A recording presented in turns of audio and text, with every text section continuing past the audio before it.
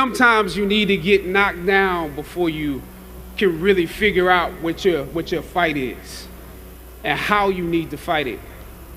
Throughout ancient times, institutions of learning have been built on top of hills to convey that great struggle is required to achieve degrees of enlightenment. Each of you had your own unique difficulties with the hill. For some of you, the challenge was actually academics. When you hear the words magna cum laude, you know that's not you. That's not you. You worked hard, you did your best, but you didn't make A's or B's, sometimes C's. You never made the dean's list, but that's okay. You're here on top of the hill. And I want to say something to that. You know, sometimes your grades don't give a real indication of what your greatness might be. So it really is okay. For others, it was financial. You and your family struggled to make ends meet every semester of your matriculation. You had to stand in one line to get to another line, to get to another line for somebody that might help you. You had to work an extra job or two, but you're here. For a lot of you, not all, but a lot of you, your hardest struggle was social. Some of you never fit in. You were never as cool and as popular as you wanted to be, and it bothers you. So your social struggles here became psychological. Even though you made it up the hill, you carried the baggage of rejection with you, but you're here. Or some of you went through something traumatic. You made it to the top of the hill, but not without scars and bruises. Some of you fit in too much. You were on the yard rapping on your frat block when you were supposed to be in class. Or you got caught up in the DC party life. You carry the baggage of too much acceptance. When completing a long climb, one first experiences dizziness, disorientation, and shortness of breath due to the high altitude. But once you become accustomed to the climb, your mind opens up to the tranquility of the triumph. Oftentimes, the mind is flooded with realizations that were for some reason harder to come to when you were at a lower elevation. At this moment, most of you need some realizations because right now you have some big decisions to make.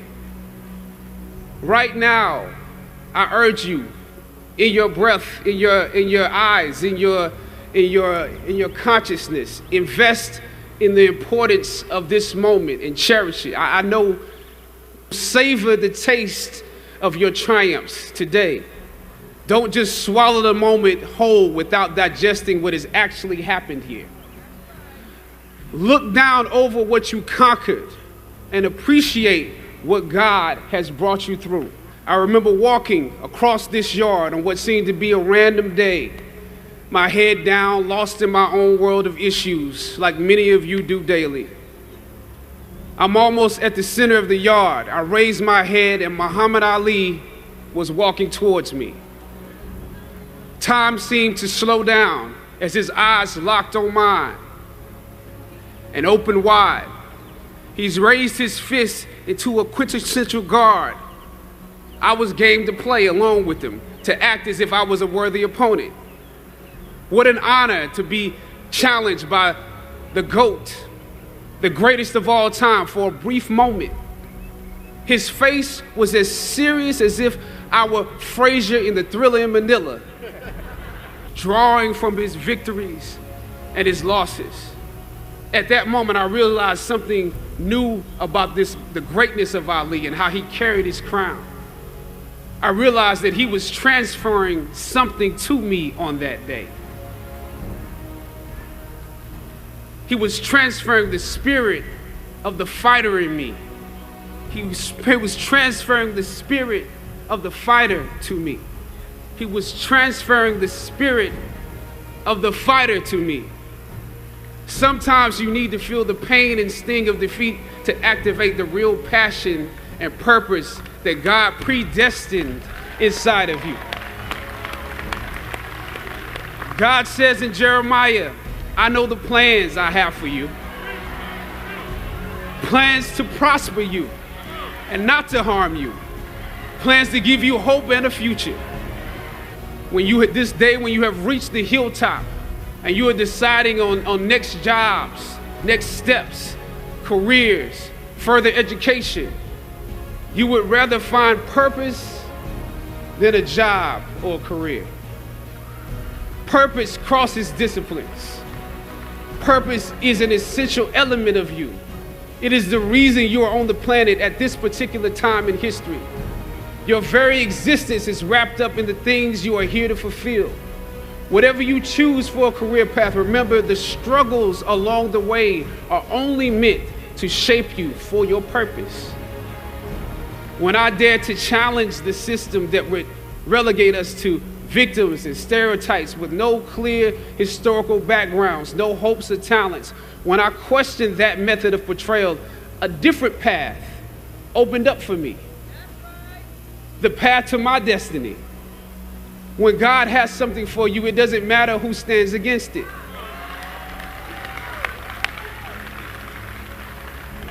God will move someone that's holding you back away from a door and put someone there who will open it for you. If it's meant for you,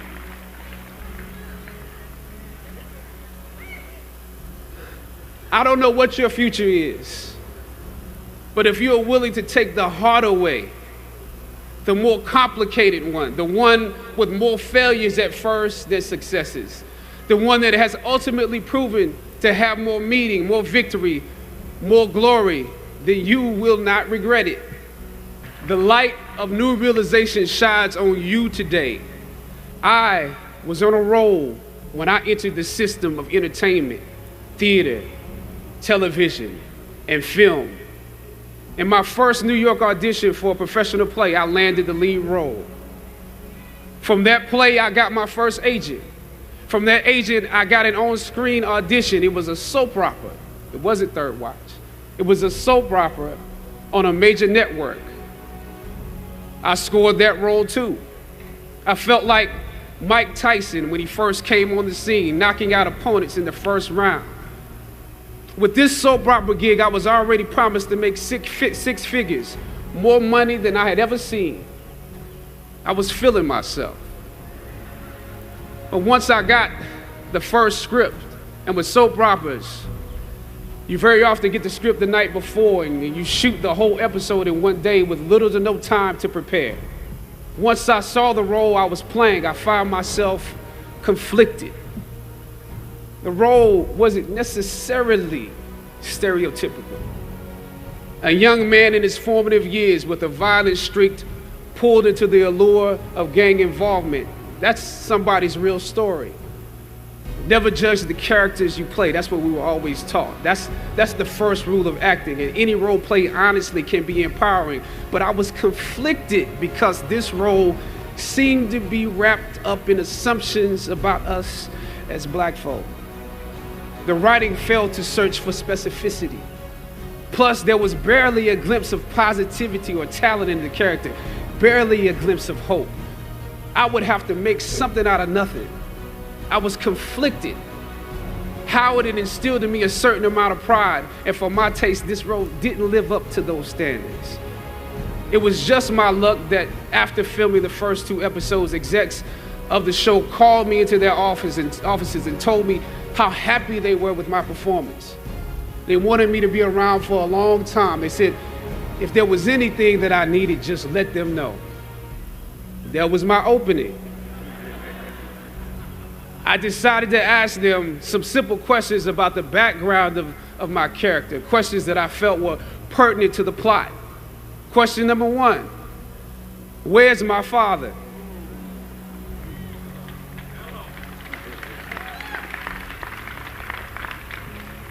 The exec answered, well, he left when you were younger. Of course. Okay. Question number 2. If in this script, it alluded to my mother not being equipped to operate as a good parent. So why exactly would my little brother and I have to go into foster care? Matter of factly, he answered, well, of course, she's on heroin. That could be real, I guess. But I didn't want to assume that's what it was. If we're around here assuming that the black characters in the show are criminals on drugs and deadbeat parents, then that would probably be stereotypical, wouldn't it? That word stereotypical lingered. One of the execs pulled out my resume and began studying it.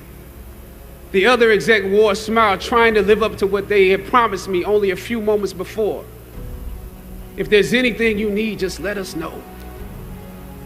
She said, as you have seen, things move really fast around here. But we are more than happy to connect you with the writers if you have suggestions. Yeah, I said, that would be great. I said, because I'm just trying to do my homework on this. I didn't know if you guys had decided on all the facts, but maybe there's some things we could come up with, some talent or gift that we could build. Maybe he's really good at math or something. He has to be active. I'm doing my best not to play this character like a victim. So you went to Howard University, huh? The exec holding my resume interrupted, peeking over the pages. Yes, I said proudly. He slid my resume back in his desk and said, thank you for your concerns. We'll be watching you. I left the office. I shot the episode I had come in to shoot on that day. Probably the best one I did out of the 3 because I got what was bothering me off my chest. I was let go from that job on the next day. A phone call from my agent. They decided to go another way.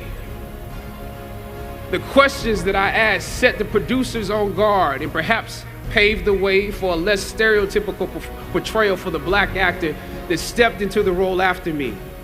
As the scripture says, I planted the seed and Apollos watered it. But God kept growing. God kept it growing. Yet and still, when you invest in a seed, watching it grow without you, that is a bitter pill to swallow. A bitter pill. Anybody that's ever been fired knows what I'm talking about. Even if you really don't want the job, when they let you go, it's like any breakup. You act like you don't care. I didn't need that damn job anyway. I didn't need them.